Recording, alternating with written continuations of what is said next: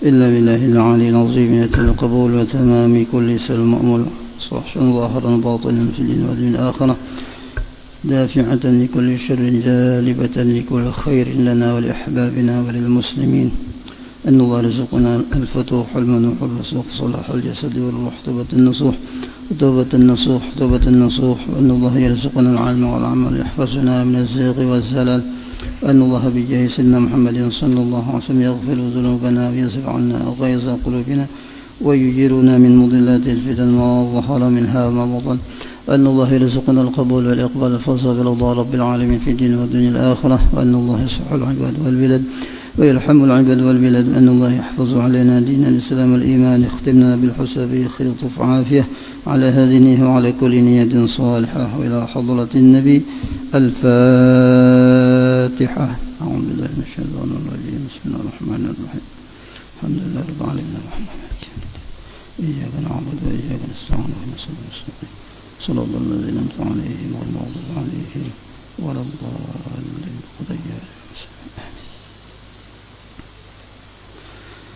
بسم الله الرحمن الرحيم. الحمد لله رب العالمين وبه نستعين على أمور الدنيا والدين والصلاة والسلام على أشرف الأنبياء والمرسلين سيدنا ومولانا محمد وعلى آله وأصحابه أجمعين. سبحانك لا علم لنا إلا ما علمتنا إنك أنت العليم الحكيم. رب اشرح لي صدري ويسر لي أمري واحلل عقدة من لساني يفقه قولي. آمين. Alhamdulillah, puji syukur senantiasa kita panjatkan kehadirat Allah Subhanahu wa taala.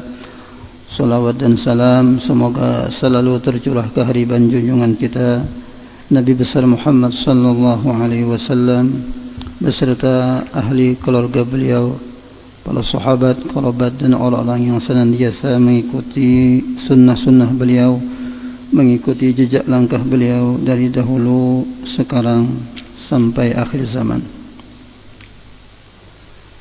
Hadirin jemaah sekalian rahimakumullah, menyambungi pengajian kita di dalam kitab Taqriratus Sadidah tentang Kitabus Shaum sampai kepada permasalahan rukun puasa, sampai kepada arkanus shaum.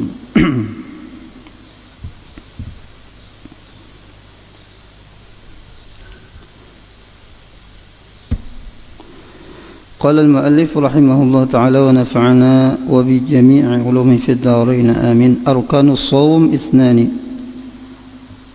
الركن الأول النية سواء أكان فرضا أم نفلا لقول النبي صلى الله عليه وسلم إنما الأعمال بالنيات. Adapun rukun puasa ada dua. Pertama adalah niat. Baik niat puasa fardu ataupun sunnah. Karena sabda Nabi sallallahu alaihi wasallam, innamal a'malu binniyat. Hanya saja sah amal itu dilaksanakan dengan niat. Innamal a'malu binniyat.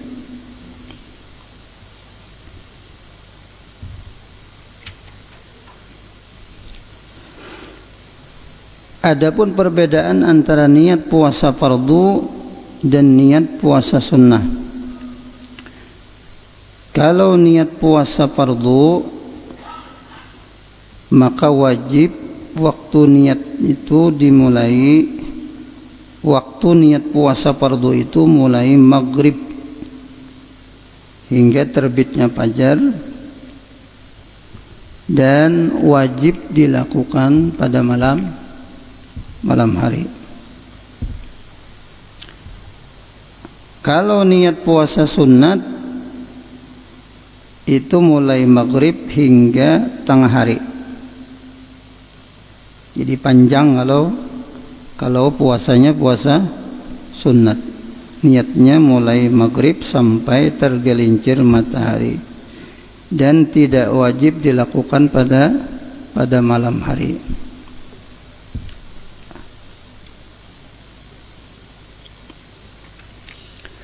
Kemudian kalau puasa wajib, puasa fardu, wajib menentukan puasa yang akan dilakukan, seperti Ramadan atau puasa nazar ataupun puasa mengqadha. Contohnya kayak bulan puasa Ramadan, maka wajib berniat puasa Ramadan. Kalau salah niatnya, nah maka kada sah juga niatnya. Jadi wajib menentukan puasa apa yang akan dikerjakannya. Kalau puasa sunat tidak wajib menentukan puasa yang akan dilakukannya. Puasa sunat terserah saja. Sahjaku puasa sunat, puasa apakah? Itu kada wajib menentukan puasanya, kecuali puasa sunnah yang memiliki waktu tertentu, seperti hari Arafah. Ini menurut pendapat yang mu'tamad. Kemudian perbedaan antara niat puasa fardu lagi, puasa fardu itu tidak diperbolehkan mengumpulkan dua puasa fardu dalam satu niatan sehari. Misalnya kita mengumpulkan sahjaku puasa esok hari di bulan Ramadan, fardu Ramadan, dan juga mengqadha puasa Ramadan yang telah lalu misalnya. Itu dua kewajiban, tidak boleh, tidak sah. Jadi untuk satu puasa fardu, untuk satu niat, tidak boleh mengumpulkan dua niat yang fardu.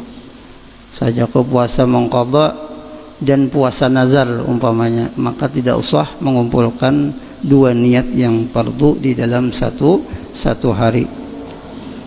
Nah, adapun puasa sunat itu niatnya diperbolehkan mengumpulkan dua puasa sunnah atau lebih dalam satu niat dalam sehari. Boleh aja tiga misalnya niatnya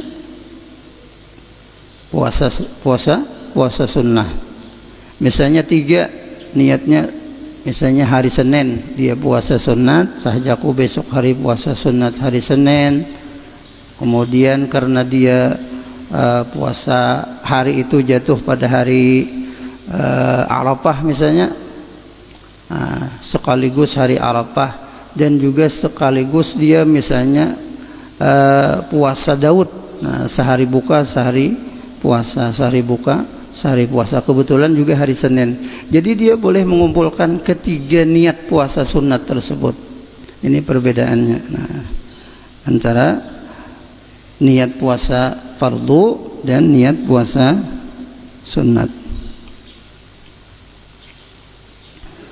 Kemudian diperbolehkan melakukan niat puasa sunat setelah fajar dengan dua syarat. Nah, kalau kita berniat puasa sunat setelah fajar mulai pagi, itu dua syaratnya. Pertama, niat dilaksanakan sebelum tergelincirnya matahari, artinya sebelum masuk waktu sembahyang zuhur. Kemudian yang kedua syaratnya belum melakukan hal-hal yang membatalkan puasa mulai dari terbitnya fajar hingga waktu melaksanakan niat puasa tersebut. Lamunnya sudah mengopi umpamanya pagi itu, sebelum zuhur berniat saya sahjaku puasa hari ini, tapi sudah mengopi dah. Nah, itu kada sah. Adapun niat yang paling sempurna adalah mengucapkan dengan lisan dan menghadirkan niat itu di dalam hati. Niat itu andakannya di dalam hati, dan sunat dilafazkan dengan lisan. Contohnya, nawaitu shauma ghadin an ada'i fardhi syahri ramadhana li hadhihi sanati lillahi ta'ala. Saya berniat di dalam hati, saya berniat melaksanakan puasa besok hari untuk melaksanakan kewajiban bulan Ramadan tahun ini, tahun inilah, bukan yang tahun kemarin. Bila tahun kemarin berarti qada lah, kada sah niatnya. Kalau tahun kemarin, tahun ini karena Allah Ta'ala. Nah, kalau di dalam mazhab Syafi'i wajib berniat tiap malam. Tapi di dalam mazhab Maliki boleh sekali niat sekaligus sebulanan. Andakannya niatnya di malam pertama. Bagus saja dipakai kedua-duanya adalah malam pertama kita berniat nawaitu sauma syahrul Ramadan kullihi lillahi ta'ala taqlidan lil Imam Malik. Sahajaku berpuasa sebulanan bulan Ramadan pada tahun ini bertaklid kepada Imam Malik. Nah, setelah itu kita berniat sebagaimana niat setiap malam, yaitu samaqadin an adi fardhi syahr Ramadan hadhihi sanah lillahi ta'ala. Nah, itu sebagai jaga-jaga kalau kita lupa niat. Kalau lupa niat. Jadi sudah 4 bertaklid lawan Imam Malik.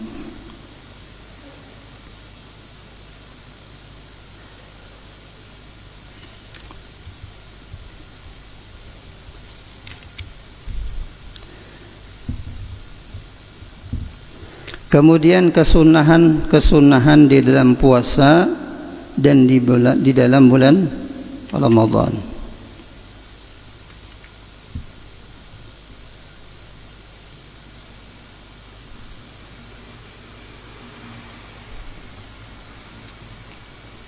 Nang membatalkan tadudiklah. Kita membaca nang membatalkan adalah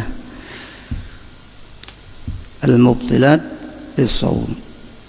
Adapun perkara-perkara yang membatalkan puasa itu terbagi menjadi 2. Satu, ada perkara yang membatalkan puasa itu membatalkan pahalanya meskipun puasanya sah, sehingga dia tidak wajib mengqadha. Nah, ini disebut dengan al-muhbitat ngarannya. Nah, hal-hal yang membatalkan pahala puasa. Kemudian ada lagi perkara yang membatalkan puasa, batal puasanya dan juga pahalanya. Jadi pahalanya kadada, puasanya juga batal. Ini kalau tanpa uzur, sehingga dia wajib mengqadha. Nah, bagian ini disebut dengan nama al-muftirat, hal-hal yang membatalkan puasa. Adapun bagian yang pertama al-muhbitat dulu, nang membatalkan pahala puasa. Nabi sallallahu alaihi wasallam bersabda, "Kam min shaimin laisa lahu min shiyamihi illa al-ju' wal 'atash."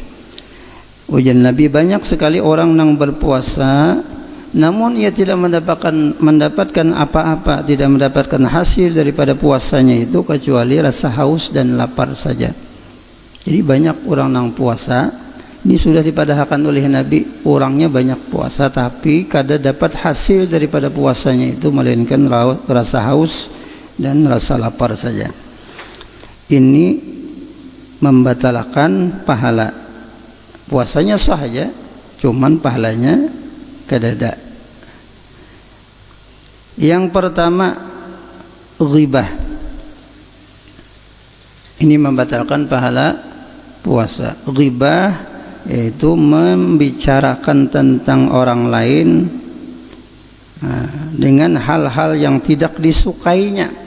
Itu menghibah, membicarakan orang lain dengan hal-hal yang tidak disukainya meskipun itu benar adanya.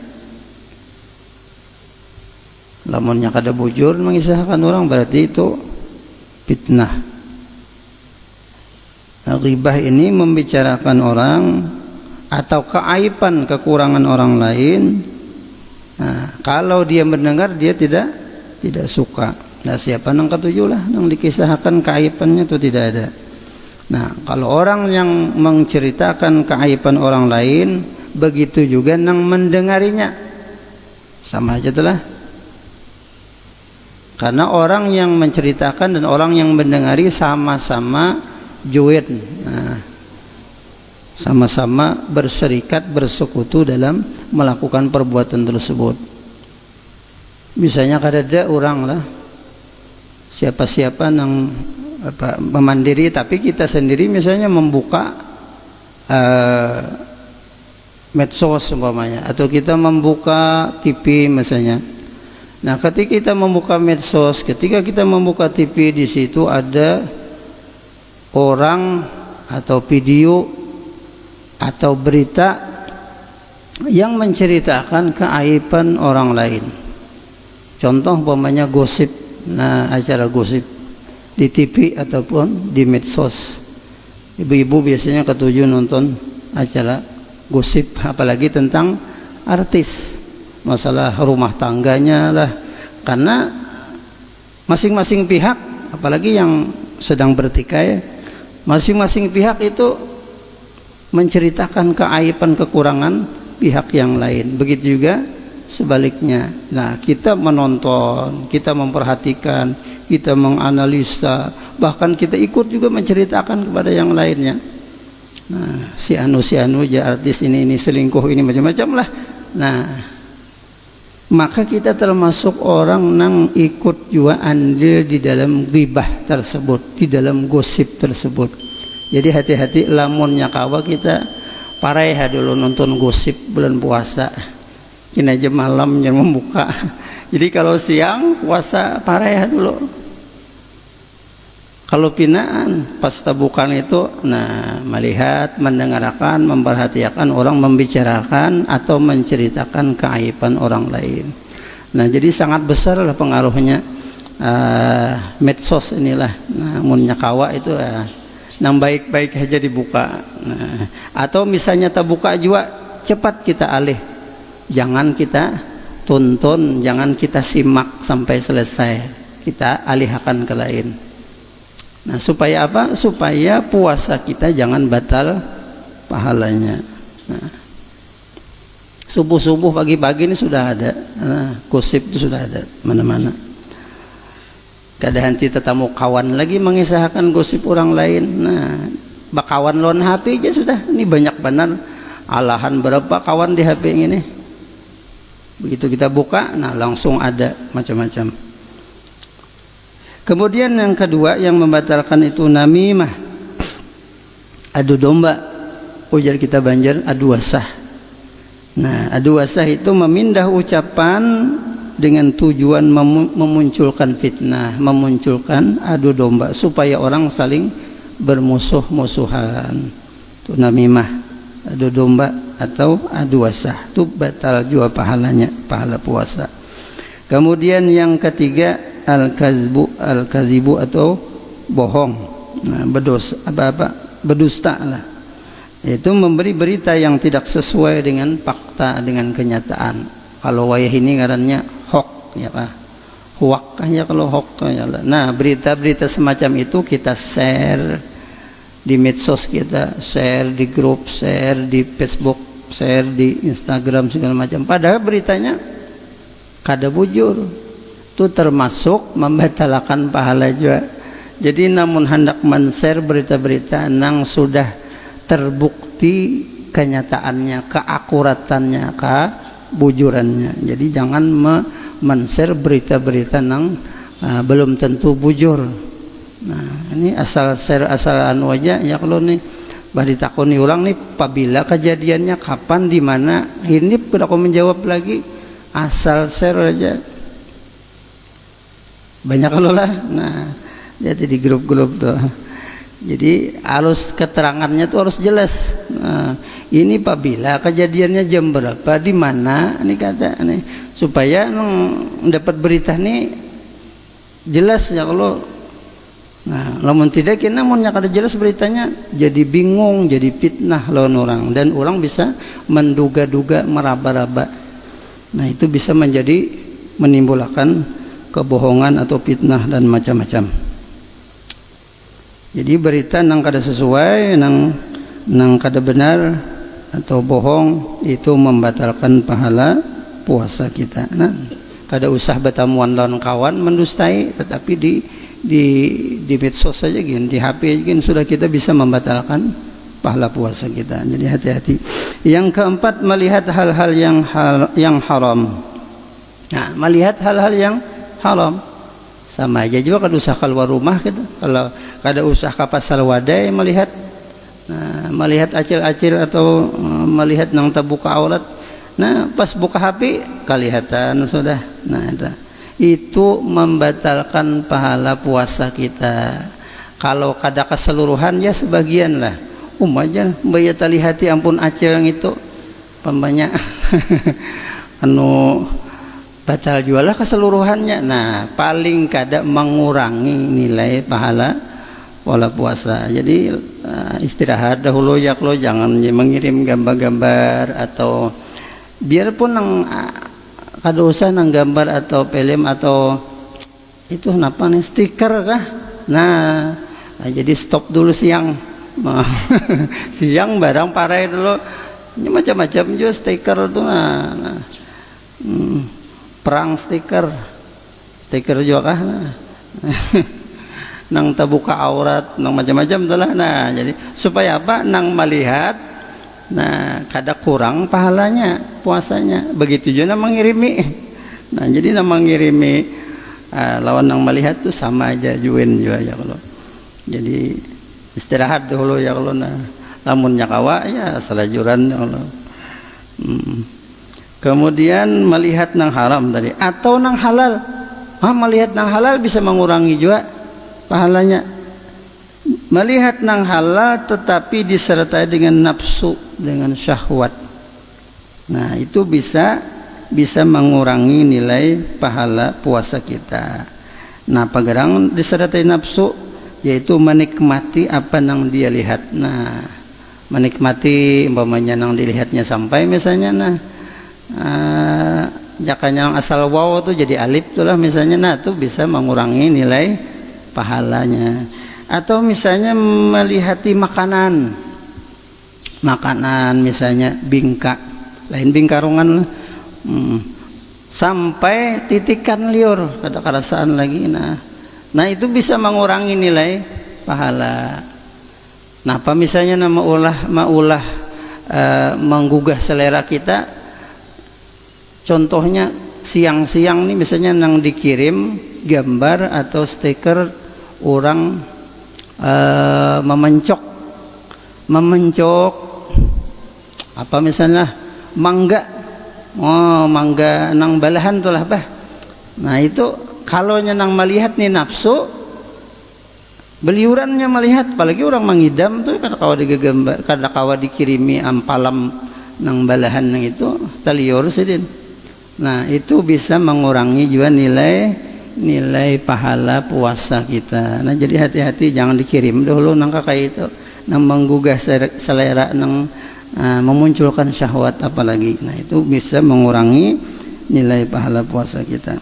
Yang kelima yang membatalkan pahala puasa, bersumpah palsu. Wallah ya. Nah, wallah demi Allah, demi Rasulullah. Nah, ini tapi misalnya palsu, bohong. Nah, itu membatalkan pahala puasanya. Kemudian yang keenam, al-qauluz zur, berkata yang jelek, berkata-kata yang kotor. Nah, jadi kata-kata jorok. Nah, jorok, kotor itu mengurangi nilai pahala puasa kita. Banyak kali contohnya kalau kita baca kata-kata nang kotor, kata-kata nang jorok. Nah, kita pulang ya kalau bisa batal pahala. Nah, bisa aja tahu aja kita kata-kata, bila kata-kata itu kada baik, kotor, jorok. Nah, itu membatalkan pahala puasa kita. Mudah-mudahan Allah Subhanahu wa taala mengampuni segala dosa dan kesalahan kita, menerima segala amal ibadah kita, menyelamatkan kita dunia dan akhirat. Nah, mudah-mudahan kita dijadikan oleh Allah Subhanahu wa taala hamba-hambanya yang muttaqin, hamba-hambanya yang saleh, mendapatkan keberuntungan di dalam dunia dan akhirat. Amin, Allahumma amin. Insyaallah kita pulang sambungannya. Allah Subhanahu wa taala alam. Al-Fatihah. Bismillahirrahmanirrahim. Alhamdulillahirabbil alamin arrahmanirrahim maliki yaumiddin. إياك نعبد وإياك نستعين اهدنا الصراط المستقيم صراط الذين أنعمت عليهم غير المغضوب عليهم ولا الضالين آمين. الله بسم الله الرحمن الرحيم الحمد لله رب العالمين اللهم صل وسلم وبارك على سيدنا محمد وعلى آله وصحبه أجمعين. اللهم انفعنا بما علمتنا ربي علمنا الذي ينفعنا وزدنا علما. الحمد لله على كل حال نعوذ بالله من حال أهل النار نسألك حبك وحب من يحبك وحب كل عمل يقربنا إلى حبك. اللهم استر عيوب معلمين عنا ولا تذهب بركات العلوم معنا يا كريم. اللهم ارزقنا الإخلاص في طلب العلم في نشره وفي جميع الطاعات. سبحانك اللهم وبحمدك نشهد أن لا إله إلا أنت نستغفرك ونتوب إليك. وصلى الله على سيدنا محمد النبي الأمي وعلى آله وصحبه وسلم. الحمد لله رب العالمين. تقبل الله منكم.